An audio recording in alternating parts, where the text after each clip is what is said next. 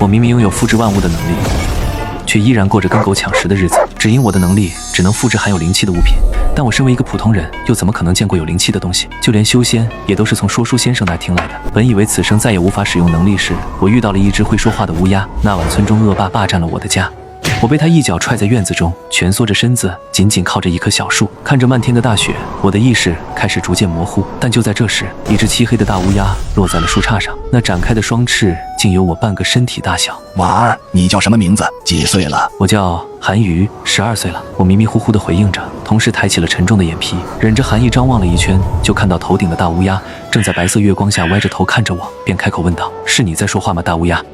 韩瑜小娃子，你怎么被扔在院子外不进屋啊？屋里面的是你的爹娘吗？屋里面不是我爹娘，但这里是我的家，他们不让我进屋里住了。自从父母早逝后，我唯一的房子就被恶霸霸占了，不仅每天被他们呼来喝去的，就连吃饭也要从狗嘴里抢。听到我这么说后，那乌鸦伸展着翅膀，声音沙哑道：“娃儿，把你的宝贝给我，我帮你把霸占你家的人都杀了，好不好？”你是谁？我家很穷，没有宝贝。我是谁？哈哈，当初我们全林三友分别之后，你的爷爷奶奶就成了一对，躲着我这丑八怪。哈哈哈哈！50年过去又如何呢？还不是我这丑八怪活得最久，终于在仙路上踏出一步。仙人？你说你是仙人？如果我把宝贝给你，你能答应我另一个要求吗？我看着展开双翅，似要飞起来去杀人的大乌鸦问道。当然可以，不过我只能答应你一个，而且得是我能够做得到才行。那我把我的宝贝给你，你教我你的本事行吗？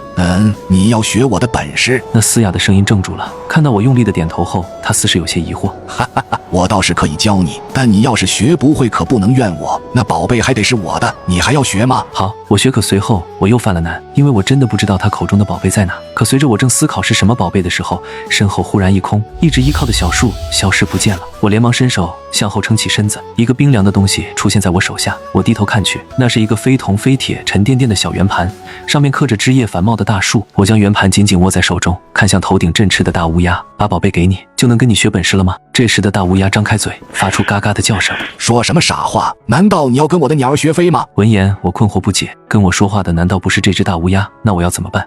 就在我不知所措的时候，一个黑色衣袍的白发老道凭空出现在了我的面前。娃儿，宝贝没丢吧？我再次用力的点点头。那大乌鸦此时飞到白发老道的肩膀上，还愣着干什么？老道说完便转身往前走。此时我才明白，跟我说话的不是那乌鸦，而是这个老道。回过神的我连忙忍着疼痛跟了上去，两人一鸟出了小山村，终于在天明之后来到一处小镇。带着我吃过饭之后，黑袍老道继续带着我赶路。兴许是走得无聊了，老道用嘶哑的声音讲起了全林三友的故事。全林三友，一个姓韩，一个姓李，一个叫婉儿，三人20多岁相遇为伴，习武、踢馆、挑战武林名宿，快意江湖。到将近40岁的时候，全林三友成为南离国赫赫有名的高手，而姓韩的曾提起他有一个家传的宝贝，是跟修仙的有关，于是全林三友便由此想要踏上修仙之路。这一研究，原来兄妹相称的三人却生出了间隙。姓韩的带着家传的宝贝拐跑了婉儿，跑到一个小山村隐居起来，成了夫妻俩。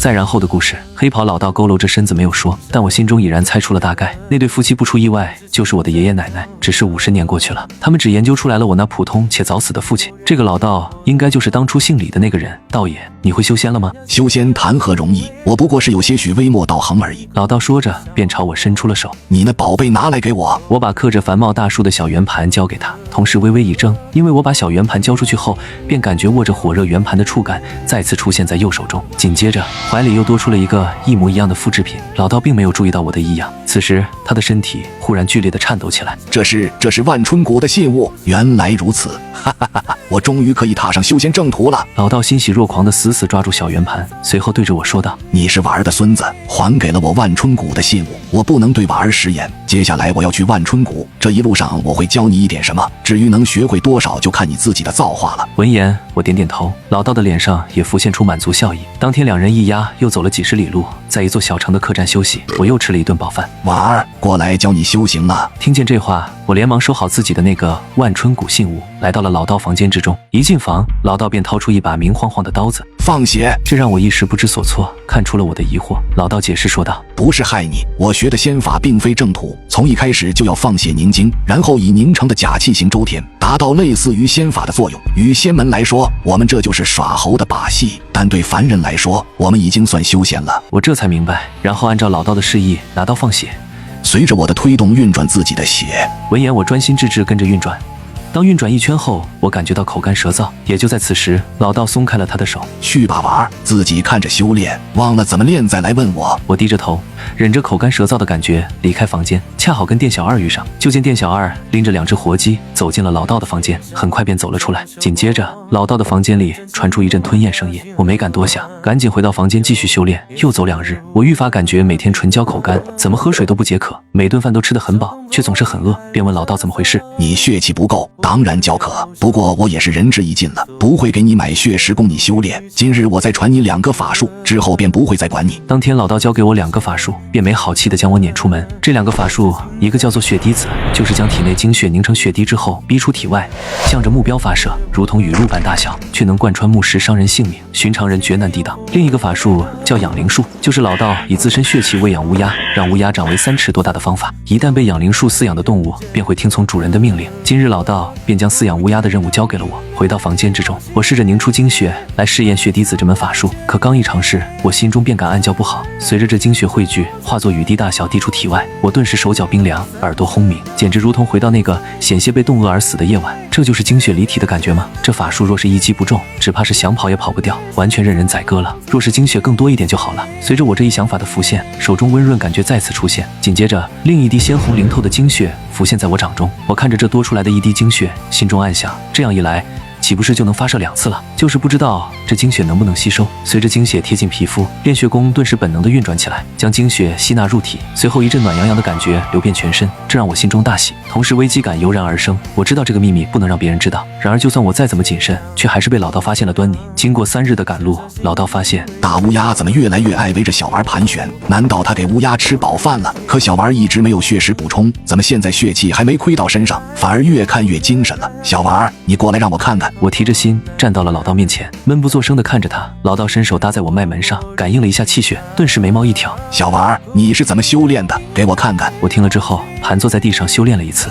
老道仔细地看着，却也看不出来有什么问题。这炼血功本就是他机缘巧合之下，从一个逃跑的魔道宗门的血奴手里获得的假仙修炼之法。毕竟老道也没有学过修仙，自然是无处下手。最终老道也不纠结了，反正再有几日便可持信物，踏上修仙正途。算了，你修炼成这样，也不知道是好事还是坏事，随你去吧。若是你自己修炼出了问题，一命呜呼，想必娃儿在天有灵也怨不得我。说完之后，老道便没再理我，这让我心中松了一口气。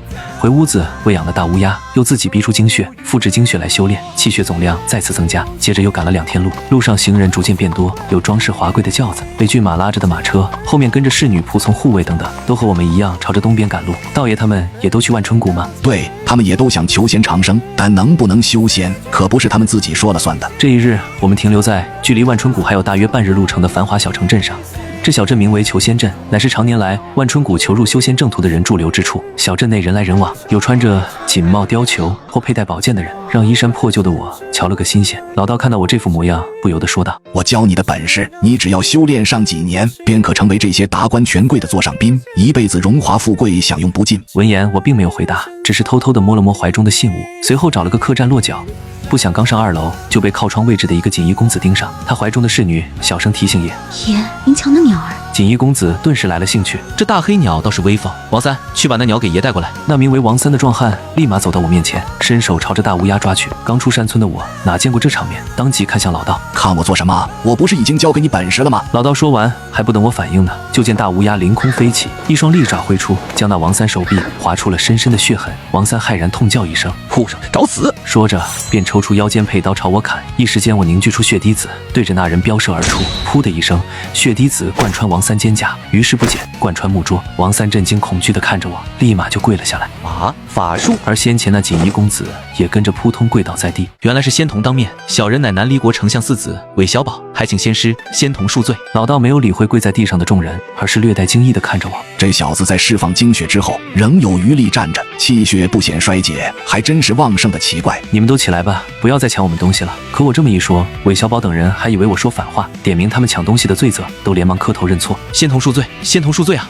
小人愿竭尽微末之力向仙童赔罪。我看着他们不敢起来，非要赔罪，想了想，也不知道要点什么好。不要的话，他们恐怕要一直跪着。我看到肩膀上的乌鸦，突然想到了什么。你们带来的活物多不多？闻言，韦小宝小心翼翼地抬起头回道：小人来时带了8匹骏马，就在客栈的马棚里。小人这就安排店小二给仙童备好。随后赶忙带人离去，生怕我再反悔。等这些人走后，我看向老道爷，这能当血食吗？太能了。不过这里距离万春谷仙门不远，万一真的万春谷仙师出来扫除邪魔，你解释得清吗？那我分道爷你一半，这还差不多。老道满意的嘿嘿一笑，便跟着店小二下去牵马了。我则回屋喂了乌鸦，继续之前的修炼。第二天一早，老道回到客栈，扔给我一个小罐子，这是你那份炼血，罐子里面够你3个月的血食，只要小心点，省着用，用1年也未尝不可。道爷，我今日便要去万春谷了。说罢，转头就走。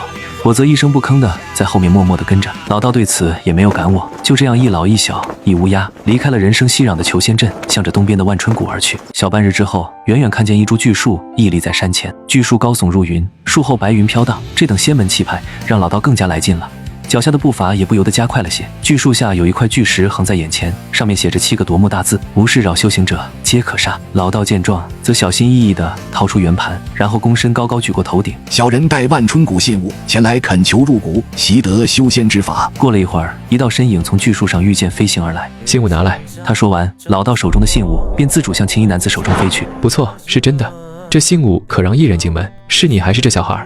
老道闻言兴奋不已。是我。青衣男子不由得嗤笑一声。你瞧这白发苍苍，已经70、80岁了，还敢奢望修仙吗？倒不如让家中子侄前来一试，说不定根性可塑。小人孑然一身，并无后代，只求进仙门得见正途。老道说的时候还瞥了我一眼，似乎嫌我跟着碍眼。那走吧，我带你入门。若非信物，你这样的老迈之人，万不能有入门的机会。老道闻言大喜，多谢仙师，多谢仙师带我入门。就在他们转身要走时，我开了口：仙师，我也有信物。青衣男子闻言停下脚步，转头看来，老道也愕然回头。当看清我手中物品时，表情都有了变化。姓韩的你这个王八蛋，死了也不安生。你原来有2份，难怪当初能拐走婉儿，还有这个小兔崽子，一路上这么听话，原来是在这等着呢。你们姓韩的就都不是好人。今日是怎么了？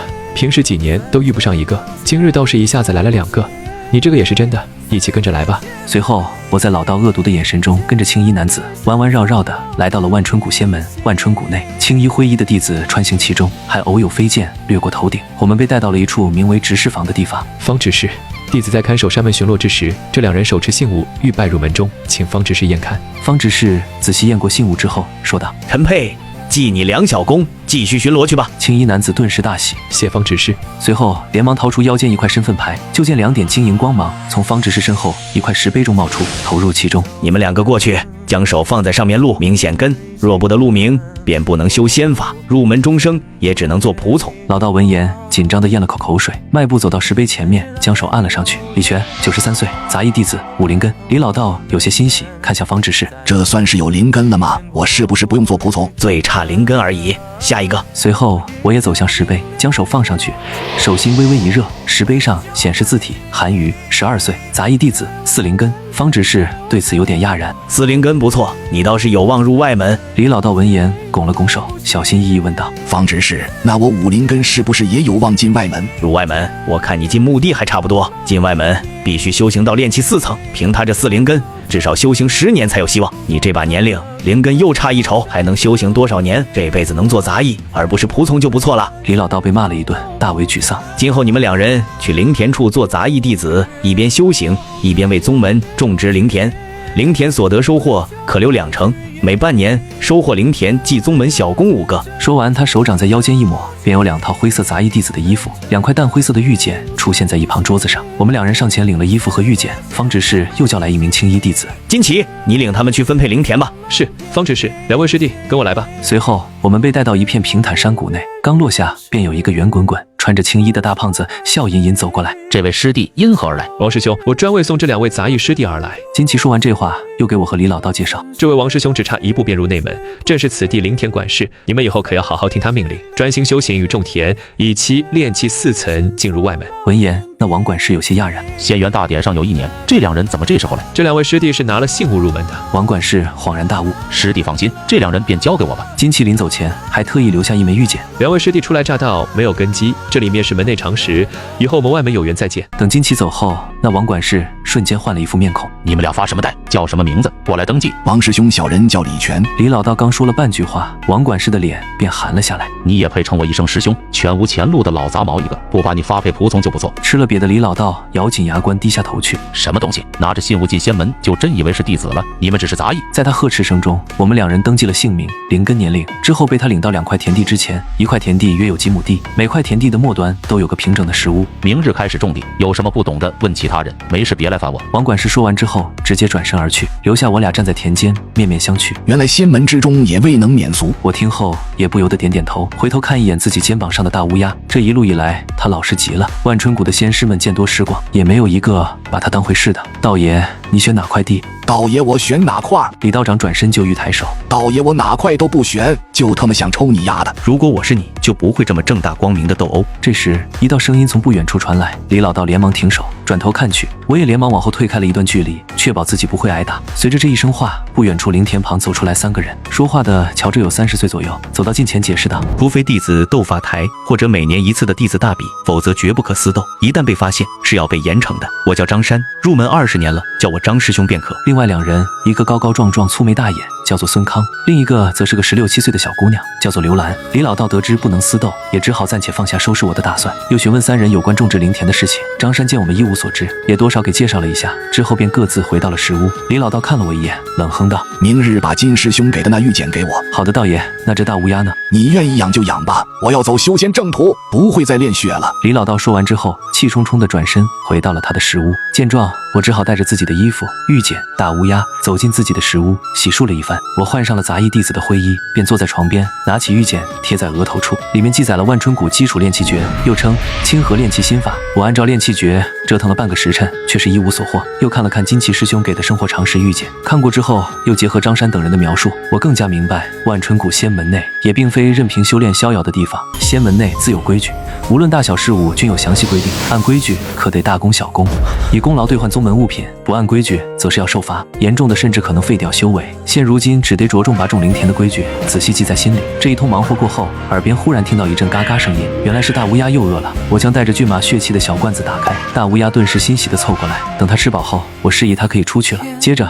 我关上门，凝出精血，复制成霜，开始修炼今日的炼血诀。毕竟万春谷给的基础炼气诀尚未入门，自保能力也只能依靠炼血诀了。第2日一早，李老道脸色难看地来到我的石屋外面，要取玉简。之后，张山、孙康、刘兰3人又过来打了个招呼。大清早不去种灵田，凑在一起说什么呢？王管事的一声呵斥，张山等人顿时像是老鼠见猫，小心翼翼应声之后，匆忙离去。王管事背着双手走到我们面前，正好你们2个都在，我就把清河米的种子带来了。记住了，这可不是能吃的，而是宗门特别处理过的灵种。谁要偷吃1粒，宗门立刻就能知道。这清河米每半年1收，每亩可收清河米50斤。若能达到，你们自己可留1成，宗门给你们每亩记小功1分；若不能达到，每亩30斤以上也无惩罚，但清河米不得私留。若是每亩30斤以下，你们可就要受罚了。说完之后，王管事扔下2口袋种子，转身就要走。李老道见状，连忙开口：王管事您稍等，我还有一点不解之处。有话说，有屁法。王管事极不耐烦地停下脚步。我记得方知识告诉我们，可以留2成灵田收获，我不知道是不是记错了。王管事闻言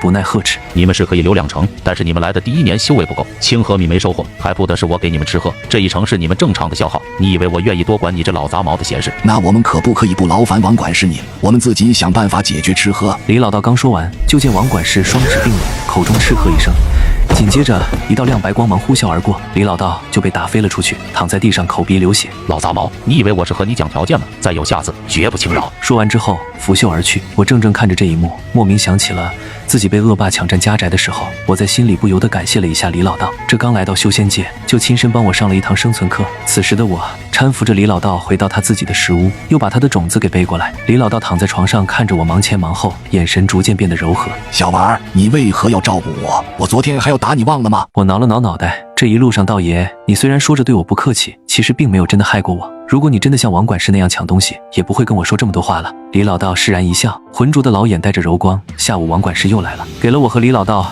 一人100斤糙米，一句解释的话都没有，便转身离去。直到晚上孙康来瞧看李老道时，我们才得知这清河灵米内含灵气，可以提升修炼速度。这让我想起了被复制的信物，还有精血。若是能复制灵米，那修仙征途未必不可闯。孙师兄，你有灵米吗？我能不能看一看灵米长什么模样？跟发下来的灵种应该不是一回事吧？孙康有些为难的挠挠头。成熟的灵米确实和灵种不一样，我倒是还有一点灵米，但我也得修炼，不能外借。他是4灵根的修行资质，入门5年了，今年正准备往炼气3层突破，任何一点修炼资源都极为可贵。孙师兄，我不借你的灵米，我只想看一看灵米什么模样。孙康犹豫再三后说道。那你回房屋等我一下，我稍等去拿给你看看。回到自己房屋之后，我没等多久就见到了孙康。孙康手里有2个干净布团，打开之后，一个布团里面是拳头大小的米饭，这就是清河灵米做成的饭团；另一个布团里面则是一小捧略带荧光的乳白色大米，这就是清河灵米了。孙师兄，我能摸一下吗？孙康点点头，把清河灵米饭团递过来。我接过灵米饭团，手掌隔着布感应着，心念微动，如同复制万春谷信物一样的感觉。之后我怀中多了一点沉甸甸的东西，成了我忍着心中欢喜，郑重对孙康道谢。孙康收起2个布团，憨厚一笑，不用客气，你以后早晚能知道，我不过是提前让你见一见。等孙康走后，我从怀中掏出布团打开，一小团清河灵米饭团出现在手中。当晚我并没有着急修炼，因为我要等明天能复制的时候再复制1份才行。等到第2天傍晚时，我又把自己的唯一一团灵米饭团取出来，开始复制。眨眼之间，灵米饭团变成了2个。我急忙收起1个饭团，把另一个饭团吃下去，随后就开始按照清河炼气心法的方法来尝试凝聚体内气流。有灵米饭团的作用，我修行了大半夜也并不饥渴疲惫，反而精神奕奕，感觉气流已经隐约产生了几丝。虽然距离炼气1层还远，但已经不再是那种没头绪的遥不可及。第2天一大早，我开始出门种自己的5亩灵田。张山、孙康、刘兰他们分别过来给我指点一下种植方法。其实万春谷的仙师们也并不都是像王管事那么坏。这时李老道也出来开始种灵田了。我看了一眼，见他精神焕发，猜测他应该是用骏马精血当血食，恢复了自己伤势。接下来的时间里，我重复着复制灵米饭团，喂养乌鸦，修炼种田的日子不知不觉1个来月过去。我和李老道关系越来越好，他偶尔还会过来帮忙。这一日晚上，我吃下灵米饭团的时候，心中隐约已经有了把握，之前气流已经聚集的差不多，今天应该就要正式踏足炼气1层了。随着某个玄妙的关键节点被打开，我感觉气流如同绵延不绝，在各个穴位循环1周天，最终汇入丹田。炼气1层成了，终于踏上修仙正途了。我心神一动，当即运转李老道传授的气血之法，一鼓作气，直接凝聚2份精血，甚至勉强一下使用3次血滴子也并非不可能。若是再加上复制能力，那就是4次血滴子了。这时门口传来嘎嘎的声音，我心情大好，起身打开房门，大乌鸦就迫不及待飞进来，落到我肩膀上，嘎嘎嘎嘎，似乎在责问我今天为什么没有给他血气喂养。今天有点高兴的事情，这就给你。我拿起罐子，却感觉手上一空。好你个大乌鸦，道爷给我平分的骏马精血，本来让我用2年，这不到2月你就给全吃光了。吃了我这么多东西，可不能吃饱了就跑。大乌鸦有些疑惑地回头看向我，我当即凝出了2份精血扔给他，吃了。从此之后，你就是我的乌鸦了。当乌鸦将2份精血吞下去后，我借机运起炼血诀中的养灵术，将大乌鸦彻底化为自己的乌鸦。好鸟儿，往后为我寻找有用的修炼之物，助我长生修仙之路吧。嘎嘎嘎嘎，大乌鸦欢快应着，愿为自己的主人效力。夜色之中，大乌鸦应声之后又要飞走。我忽然想起宗门规矩颇多，又急忙开口叮嘱：寻找野生灵草灵果就好，不要去别人的田地或宗门的药园放肆惹祸。还有，往后夜里过来，轻易不要出现在人前。大乌鸦如今认我为主，与我心意初步相通，理解这些话倒也并非难事。歪头嘎了一声，张开翅膀飞走了。如今我已踏入炼气1层，也是时候修炼法术了。清河炼气心法中带有2个法术，一个是御风术，脚下御风可奔走，手上御风放出可击打面前敌人。之前李老道被王管事一下击飞吐血，便是这最基础的御风术。另一个则是控水术，练成之后可以把小股水流挪移到自己想要的位置。我仔细一想，这2个法术用来给灵田提水浇水倒是绝佳，用了御风术提水跑得快，用了控水术直接浇水入灵田，妥妥的牛马必备技能。几日之后，李老道提着一只兔子登门，娃儿，今天道爷我请你吃兔子。不一会儿，李老道就做好了饭菜。我给你的那乌鸦呢？不知道，兴许飞走了吧？因为我特意嘱咐过，现在大乌鸦昼伏夜出，不让人看见，也不嘎嘎乱叫。飞走了也好。当晚大乌鸦回来时，后面还跟着一只寻常大小的乌鸦。好家伙，我让你帮我寻找灵草，你倒是先给自己找了个伴。大乌鸦闻言轻叫了一声，你是说多一个帮我更好找？看着乌鸦有灵性的点头，我笑了。行吧，这也算是有点道理。随后我凝出精血，运起养灵术，投入新带来的乌鸦口中，成功收获一只小宠物。就这样，又过了半月有余，我发现灵田附近出现了鼠洞，一种被称为偷灵鼠的老鼠，犹如狸猫大小，毛皮坚韧，钻地奇快，寻常法术根本就无法杀死。张山、孙康等人都忙着看顾自家灵田，而老道和我却拿这些老鼠没一点办法。这天晚上，老道悄悄找到了我，小玩起来，咱们赚灵石的机会来了。我在方石那边打听过，一只偷灵鼠尸体能换2斤灵米，咱们每人用血滴子杀几只，到时候去方石换点灵米或者灵石。夜色中，偷灵鼠的眼睛带着荧光，在灵田之中十分清晰。咱们田地中一共有5只偷灵鼠，我能用3次血滴子，你应该能用1次。运气好打死4只，运气不好可能打死2、3只，咱们分2天应该可以。我听着心中讶然，道爷吃了那么多的血石，凝出来的精血数量竟然和我一样。我思量一下，小声开口：“道爷，我勉强能凝出第2颗血滴子。”你这小娃血气还真够多，也不知道你是怎么修炼的。老道说完这句话，也没再深究，单手掐诀凝出血滴子，